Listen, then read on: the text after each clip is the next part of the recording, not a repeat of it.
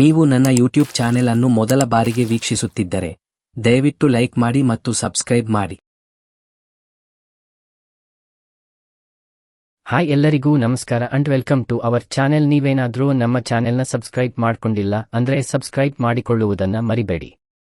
ಇಂದು ನಾವು IPL 2025 mega ಹರಾಜಿನ ಅಗ್ರ ಖರೀದಿಗಳಾಗಿ ವಿಭಾಗಿಸುತ್ತಿದ್ದೇವೆ. 5 ಅತ್ಯಂತ ಖರೀದಿಯಾದ ದುಬಾರಿ ಆಟಗಾರರನ್ನು ನೋಡೋಣ ಬನ್ನಿ. ನಂಬರ್ 1ರಲ್ಲಿ ನಾವು wicket keeper batter Rishabh Pant ಹೊಂದಿದ್ದೇವೆ. ಅವರನ್ನು ಲಕ್ನೋ ಸೂಪರ್ ಜೈಂಟ್ಸ್ 27 ಕೋಟಿಗೆ ಖರೀದಿಸಿತು. ಇದು ಹರಾಜಿನ ಅತ್ಯಂತ ದುಬಾರಿ ಖರೀದಿಯಾಗಿದೆ. ಪಂತ್ ಅವರು ಉನ್ನತ ಫಾರ್ಮ್ನಲ್ಲಿದ್ದಾರೆ ಮತ್ತು ಮುಂಬರುವ ಋತುವಿನಲ್ಲಿ LSGಗೆ ಖಂಡಿತವಾಗಿಯೂ ಪ್ರಮುಖ ಆಟಗಾರರಾಗುತ್ತಾರೆ. 2ನೇ ಸ್ಥಾನದಲ್ಲಿ ಪಂಜಾಬ್ ಕಿಂಗ್ಸ್ಗೆ 26.75 ಕೋಟಿಗೆ ಮಾರಾಟವಾದ ಶ್ರೇಯಸ್ ಅಯ್ಯರ್ ಇದ್ದಾರೆ. ಸ್ಥಿರ ಪ್ರದರ್ಶನಗಳೊಂದಿಗೆ ಅಗ್ರ ಕ್ರಮಾಂಕದ ಬ್ಯಾಟರ್ ಅಯ್ಯರ್ ಅವರ ಖರೀದಿಯು PBKSಗೆ ಒಂದು ದೊಡ್ಡ ಕ್ರಮವಾಗಿತ್ತು.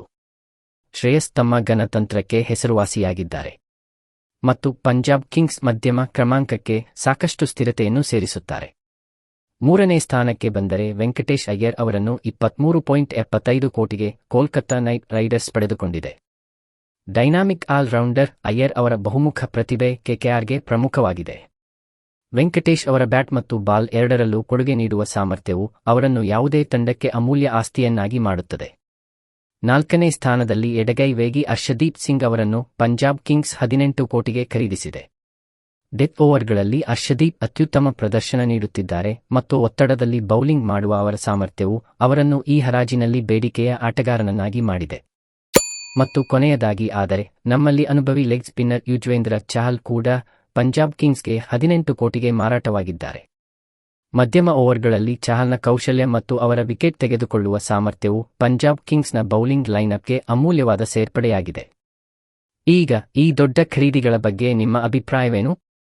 ಕೆಳಗಿನ ಕಾಮೆಂಟ್ಗಳಲ್ಲಿ ನನಗೆ ತಿಳಿಸಿ. ನಮ್ಮ ವಿಡಿಯೋವನ್ನು ವೀಕ್ಷಿಸಿದ್ದಕ್ಕಾಗಿ ಧನ್ಯವಾದಗಳು. ದಯವಿಟ್ಟು ನಮ್ಮ ವಿಡಿಯೋವನ್ನು ಲೈಕ್ ಮಾಡಿ ಮತ್ತು ನಮ್ಮ ಯೂಟ್ಯೂಬ್ ಚಾನೆಲ್ ಅನ್ನು ಹೆಚ್ಚಿನ ಅಪ್ಡೇಟ್ಗಳಿಗಾಗಿ ಸಬ್ಸ್ಕ್ರೈಬ್ ಮಾಡಿ.